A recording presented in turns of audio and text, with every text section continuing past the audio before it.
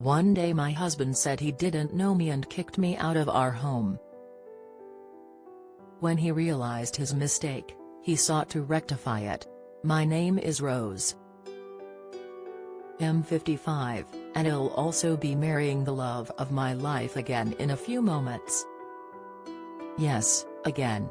This will be our second marriage, and although the circumstances that brought it about were bitter ones, I do not believe I would change anything if I could. To understand my story, I'll have to take you back to a week ago. It had been a peaceful morning, but I was not allowed to enjoy the serenity. As usual, my husband, Reese, woke up first.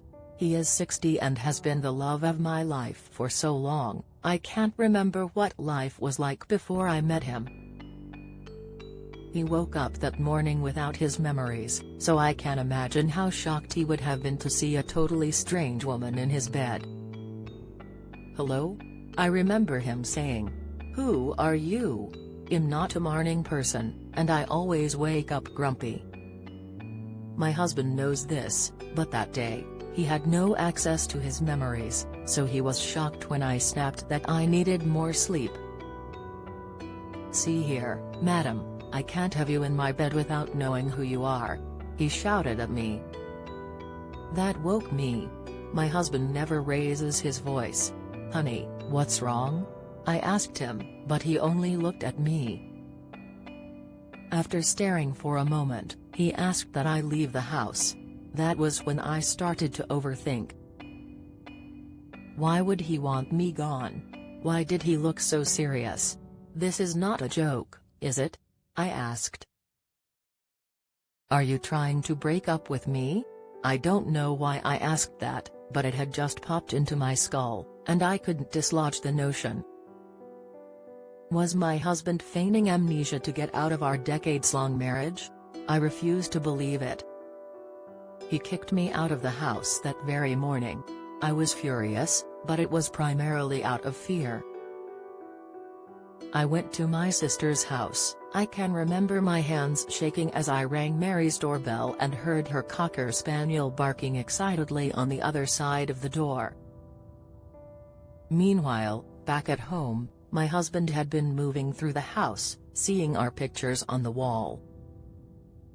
They declared us man and wife, and we did look happy in them. He just couldn't recognize our kids or me. My sister informed our children, and they went to visit him. Dad, the oldest, Ryan, said. He looked the most like Reese with his blonde hair and blue eyes. "We've come to visit you," the youngest, Rachel, added. She had always been the closest to him, but Reese had no recollection of her. "Dad, what happened? Why can't you remember us?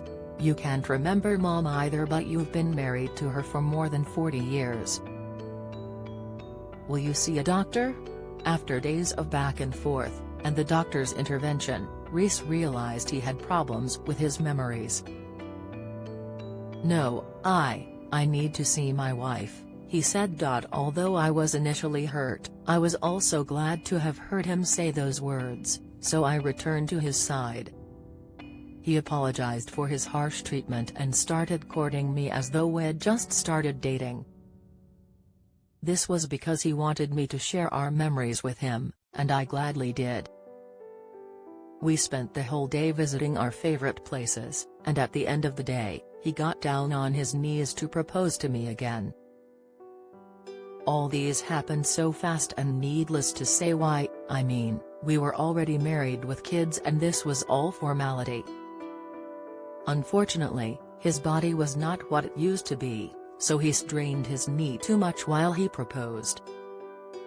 We went to the hospital to have it treated later, and that was when we discovered he had symptoms of dementia, which is why he couldn't remember his family. He decided he would never forget me again, so he asked to be remarried to me right there in the hospital. The wedding was scheduled to happen shortly, and my nerves got the best of me again, just like they did the first time. I found my husband's secret phone in his closet. There was only one number in the contacts. My brother and I were separated 58 years ago. A week ago, I got a call from his daughter. He recognized a beggar as my fiancé who disappeared from our wedding 8 years ago. His explanation shocked me. What did we learn from this story? True love will always win. Reese lost his memories, but his family surrounded him with love and support, which helped him realize what he lost and made him decide to experience it again. Forgiveness is important. Rose forgave her husband for tossing her out of the house even before they realized he was suffering from dementia.